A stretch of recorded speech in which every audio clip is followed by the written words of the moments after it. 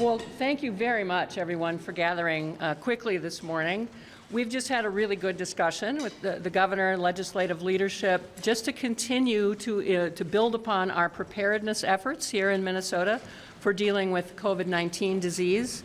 Obviously, we're all watching the news. We're seeing that we're having more cases in the United States, and that is getting us to just continue on the path we've been on. We've been saying for several weeks now that we're working to prepare for the potential of COVID-19 in Minnesota. And based upon what we're seeing, we do believe it's likely that we will see cases, and potentially in the fairly near future, just seeing what we're seeing in terms of the spread in Washington State and what we can learn from that experience. We do not at this moment have any confirmed cases of COVID-19 in Minnesota, so we're not here to announce cases. We are here to announce kind of our preparedness posture, and that we are working very closely together, and we so appreciate the legislature's partnership with us. I'm going to turn it over to the governor in just a minute, but just really again want to reinforce that we have the benefit in Minnesota of a strong public health and healthcare system that works on these issues all the time in close partnership. We're doing a lot to increase that level of preparedness now. I'm happy to announce to you that our state public health laboratory worked all weekend and is ready to start testing now. So as of now, we have the capability to do testing for COVID-19 in Minnesota, which will be very helpful to our efforts to quickly detect and then quickly manage these infections should they show up here. So that is important news.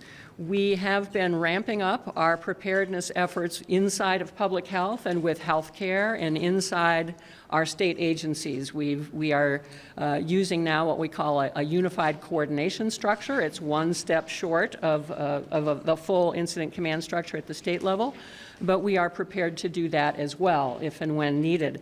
What the governor has asked me to do today is to convene a private sector leadership group to also help us think through community mitigation strategies if and when, as we think is possible, we begin to see significant numbers of cases in Minnesota as other states are now seeing. So with that, I'd like to turn it over to the governor, and I'm certainly available for further questions as you may have them. Governor. Well, thank you, Commissioner Malcolm, and to your team for the work you did. Good morning, everyone. Thank you for being here. As you heard from the Commissioner, that many weeks of preparation have gone into this as COVID-19 has continued to spread throughout the world. Minnesota has been closely tracking this. Today's meeting was a continuation, and to be a very clear sign, I want to give great thanks to our legislative leaders who have been here asking all the right questions, representing the folks of Minnesota, and to make clear that the collaboration and the partnership between the executive branch and the governor's office, Minnesota Department of Health, and the legislators is seamless, and we're working together to make sure we get that right. I think that idea of having that strong public health system, and that's not just one person saying that I think that we understand that over many, many years of doing this the right way, Minnesota has a strong reputation. I think it's important to talk to people in Minnesota. Preparation is not panic. Preparation is the right thing to do. And I think we would be remiss if we didn't understand that, as the Commissioner said, this will get to Minnesota at some point, and preparation is the way that we are able to contain it, that we're able to keep the numbers lower, that we're able to make sure our healthcare system is prepared to respond to that. The testing that now can happen as of this morning is a really good thing. We're able to, and I think the numbers we had, we're able to test up to 100 a day. We have kits as we speak of about 400 able to do that. As you heard, our 5th case came back negative, so we have no cases as of now, but this will let us be able to extend that reach to make sure that we're able to detect as early as possible. And the internal coordination that you see happening inside of the agencies, you heard the Commissioner talk about, there are steps in that process of incident command structure and system in place. As we start stepping up, we're one step below, like where we stand up our emergency operations center. That's in the case of massive spring flooding, those types of things. I think it's important to note that we will be speaking at 11 o'clock with a White House briefing for all governors. Will happen at 11, and then at 11:30, the Minnesota Hospital Association will be here, because one of the things that the Commissioner was able to convey to all of us in the briefing was because of the seasonal incidence of flu, and it's running at a pretty high rate, that the beds in our hospitals are at a pretty high capacity as it is, and those are things we need to take into consideration if we start to see that curve go up with COVID-19. But I'm just grateful that Minnesotans have thought many years in advance. Grateful that in 2017 the legislature actually put in an account for exactly an incident like this, and there's money in that account. The federal government, we may hear more here at 11 o'clock, appears to be very aggressively getting ready to move resources to the state, and our system is set up to be able to handle that. So for Minnesotans to know the state is doing everything possible to make sure that we do our first priority, keep them safe, and when this incident arises, we will be there for that. I think what I'd like to do is let some of our legislative leaders maybe start with Leader Gazelka, say a few words, we'll go to Speaker and have a few folks speak, and then work back for any detailed questions. So Leader Gazelka. Well, good morning. I just want to encourage everybody that we are calm, we're focused, we have a plan. I appreciate that our president took swift action and our governor with the House and Senate. Republicans and Democrats are also taking swift action in Minnesota. So we're not wringing our hands. It hasn't happened in Minnesota yet. We do expect it to come our way, and we're ready for it, and we know what to do each step of the way. And so I want to encourage people that you can be calm. You can be hopeful that we have a plan and that we'll implement it. And I thank for the governor for his role in this. Thank you. Yeah. Good morning. I just want to thank the governor and the commissioner of the Minnesota Department of Health. They have kept legislators in the loop. We had a briefing on Wednesday last week. We had another briefing on Friday. I'd also like to thank Chair Liebling. She dropped a bill on Friday. She will have a hearing on Wednesday. The commissioner will testify and give updates as they have been sharing. The news is changing rather fast with this situation, but Minnesotans should be comforted that they have a very experienced and professional Minnesota Department of Health, and that every year the Minnesota Department of Health deals with the influenza going through the population. And that experience that they have in managing that very well in the state should make Minnesotans feel confident and comforted that we are ready for this. And it should also make Minnesotans think about their own personal practices that can help prevent the spread of cold and flu and COVID-19 should it come to Minnesota. It's really important that folks wash their hands, and it's really important that folks stay home when they are sick. We don't want to see any spread of the flu, and we don't want to see any spread of anything else. But I'd really like to thank the governor and the commissioner of the Minnesota Department of Health for keeping the legislature totally informed minute by minute as this unfolds. Good morning. Thank you for being here. I just want to thank the governor and the commissioner and all the staff in the administration for all the work that they've put into this. This is not a partisan issue. We're here standing together because we want to make sure that Minnesotans know that we're prepared for this. And this is one of the things that Minnesota does really well, this sort of preparedness. So we appreciate being kept in the loop, and certainly we'll keep our folks and our constituents posted as we hear more. Thank you. Leader Kim.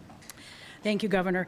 I had the opportunity to attend a community event this weekend, and somebody brought up that they were hearing from their local school district about preparedness in our school districts, and that is evidence of this process working.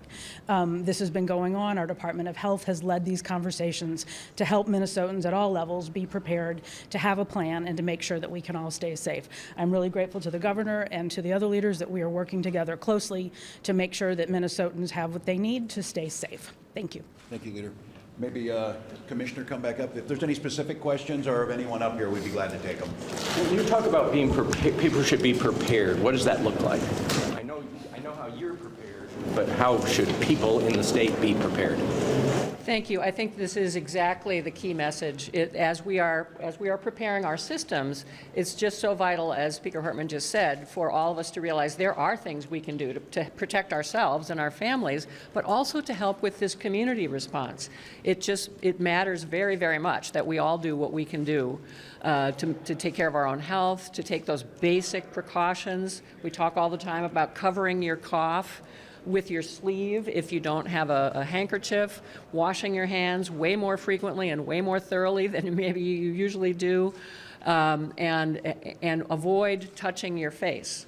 And be mindful of cleaning surfaces. So there are a whole set of really personal protection measures that we strongly encourage Minnesotans to take. We've also been talking about starting to think ahead about how you would manage illness in your family. And the key message, perhaps the most important thing, to prevent community spread is for people to stay home when they're sick. And we really do appreciate that that is not always an easy thing to do, but it's critical that we be talking in the community, talking with our employers, really encouraging people to stay home when they're sick. And then in terms of preparing for care plans for family members who may become ill, children, what happens if daycare is not available. So those kinds of advanced planning activities, stocking up on basic supplies. We want to thank Minnesotans actually for taking these messages seriously. We're hearing about, the stores running out of cleaning supplies and soap, and that's a high quality problem to have in the short term. We're certainly hoping and working with our retail sector as well to see if there anything more that they can do and need to do on the supply side. But for people to be prepared of potentially needing to stay home for a little while if they or family members are sick, in addition to those really basic personal practices. Mentioned that, I was asking, is the legislative response necessary at this point? I know that there's a bill introduced for additional $5 million in funding, but is the response necessary at this point? We really believe it would be prudent to have additional funds in that existing account. We, as the governor said, just based on more recent developments, we're more hopeful than we were that there will be federal support for some of our activities. However, that could take a while to materialize. We think it would be prudent to have access to the funds that have already been appropriated, and we're pursuing that right now. But we are going to recommend an additional infusion of state resources, which, as the governor indicated, could and would be repaid back into the state account if and when that federal funding came to us. But we do think it's prudent to add to the existing fund. Differences? Tests ready to go. Could this increase recently be the fact that people are simply being tested, and there are cases out there right now that simply haven't been tested? How can you respond to that? It's an excellent question, and indeed that is part of the story. What the folks in Washington State believe is that since they've been increasing their testing, they're finding more of what was already in the community. It is certainly possible that other communities will see the same thing. Once we begin testing, we'll find more. There's actually a bit of a silver lining in that. If that's the case, that it's already circulating and has been undetected for a few weeks, what that suggests is that, and we know this to be true, the majority of the cases are mild. But we all owe it to the vulnerable folks in our state and in our communities to do what we can do to prevent the spread of this disease, because for some populations it's quite a bit more severe and has the potential to be fatal, unfortunately, as we've seen. So it might not be a big surprise that when we start testing, we find that there is a background level of disease already circulating over these past couple of weeks as the global spread and travel from other countries other than China have continued to pick up. Commissioner, what had to go into them preparing this weekend's work to be ready to test for this? I mean, how much work is that to convert? Really grateful to our public health laboratory staff who, as soon as they received the improved or repaired test kits from the CDC, they had to do a whole bunch of tests to validate that they could get the same results as the CDC, a validation phase, which they took very seriously and worked throughout the weekend to make sure that they could validate that the test kits that we received are ready to go. And they just let me know that this morning at about 9 o'clock. Commissioner, how many test kits do we have here in Minnesota right now ready to roll out? And is there going to be a process for deciding who gets tested? Because many of the symptoms are similar to, say, the flu. Yes, thank you for that question. There's a difference between how many samples one kit can process. So I think we have the capability to test about 400 people today. It doesn't mean 400 kits, but 400 of the correct, compilations of chemicals to do the testing. And it is a little tricky, and part of why we might not be surprised if we find COVID amongst the other strains of influenza and respiratory diseases that are circulating, because the symptoms are quite similar. The CDC continues to be a really important source for us of guidance on who to test, what particular clinical symptoms really justify a test at this point, because we have to be a little careful about making sure that those tests are used on the cases that have the most probability of detecting this. So that will be something that we're continuing, and just this morning we sent out to healthcare providers around the state sort of some updated guidelines on who to test, and we've been having a very strict standard around connection to travel with China.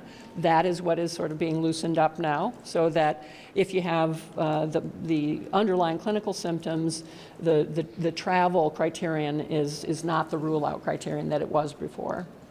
Spring break is coming up. Should people be adjusting their travel plans? That's the sort of thing that we will continue to be in close dialogue with CDC and other states about. At the present time, the CDC continues to say, and we continue to believe this to be true in Minnesota as well, that for the general public, the risk remains low today. But for at-risk populations, under certain circumstances, the risk is quite a bit higher. So we're not seeing today the need for people to cancel regular travel plans domestically. That could change, but that would only be a determination made as facts change and as we get additional guidance from the CDC. Vulnerable populations, what about nursing homes? We've definitely seen that in Seattle. We have a high aging population. What's going on in that area? Yes, that we know from the experience in China and other countries that the severity of the illness and the potential for illness to be severe and require intensive medical care is quite a bit higher in the elderly than it is in the general population. So we've been concerned about long-term care facilities and in close dialogue with them. The long-term care associations have been participating in our regular calls with the healthcare system as a critical part of the healthcare system. We're going to be kind of increasing our focus there and our direct communications with long-term care providers. CDC just yesterday issued some updated guidance for places like daycare and long-term care. So we're definitely focusing both on kind of the acute care system and the long-term care system as well. It's less regulated. Correct, but we certainly do have the ability through home care, licensure, and other things to be in communication with assisted living as well. So right now these are not regulatory measures we're taking; they're consultative and joint preparedness, joint planning efforts that we're doing.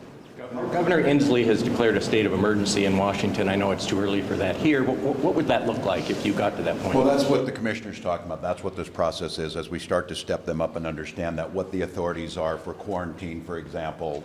We're coordinating in this with this external task force that the commissioner will lead is meant to do, because we have to think, as you said, from spring break to baseball opener when you put 50,000 people in a confined area.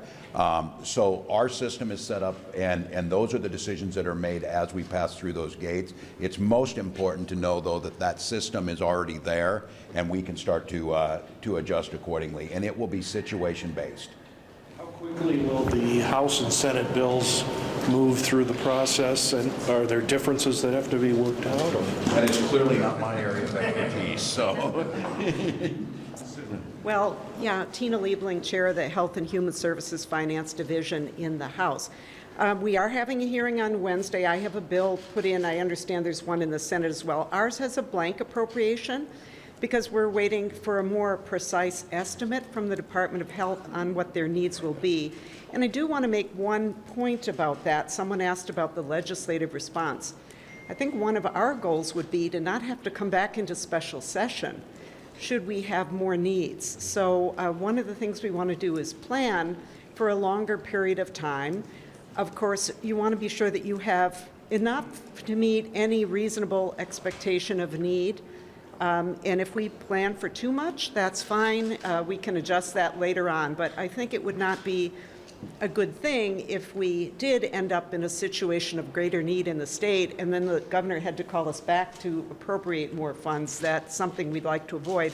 We have a very good fund. It has great parameters for exactly this kind of need, and so if we put enough resources in that, I think we should be fine. One more question. I would just, if we need to. and I would just follow up on this piece. That's exactly right. The legislature, our responsibility to them is, and Commissioner Malcolm and the team is putting that together, we will submit a proposal to them and let them do what the system does, debate it. I do think it's important, though, at least the way we're looking at it now and the way we understand it, the federal response will help us reimburse that account back to the state. And I think those are the things that the legislature needs to know ahead of time. I appreciate them looking at it. The blank account does not mean a blank check. It means they're waiting for us to come up with those reasonable notices and for us to watch what the federal government's response is going to be to us. So my anticipation and everything we're hearing here, once those things are in place, that's relatively quickly. Last question. One thing Sure, I would go just ahead. add that we are going to be looking at in the House the authority that the governor has under the disaster contingency account, and look at whether we're treating a natural disaster different than a public health emergency, and make sure that the executive branch has the authority that they need under either set of circumstances to react rapidly. I appreciate that from the Speaker, and I think I spoke with Leader Gazelka and the Leader Kent on this.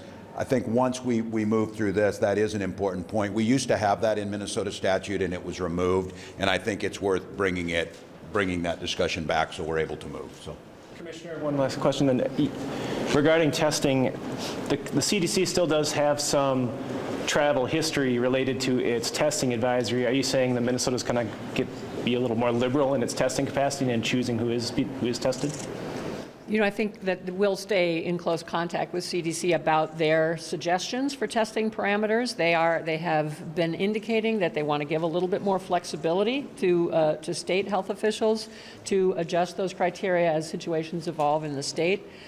We do, it will be important to kind of combine the clinical information with what we know about the person's contacts with others who've been traveling, but being aware of how quickly the spread is happening. I just also wanted to say again, to echo our deep appreciation for the bipartisan interest in this issue and the willingness to work quickly. That, as is currently scheduled, there'll be hearings in both the House and the Senate on Wednesday of this week. Senator Ralph has a bill as well, and it's just really, really gratifying that we're preparing to move really quickly on this. I'm going to leave my final statement to all of you. The coverage of this helping Minnesotans has been fantastic. The ability to get out factual, science-based information in a way that is preparing them without panicking them. We are really grateful for that. This is a case where we have to work in close contact together to get this information out. So I want to just say that on behalf of the administration, we are really grateful the way this is being covered. We will make sure that we're keeping you as quickly informed as possible, because that's part of the public health response, how quickly they're able to get this information. So as situations change, you need to be there on the front to do that. So thank you all.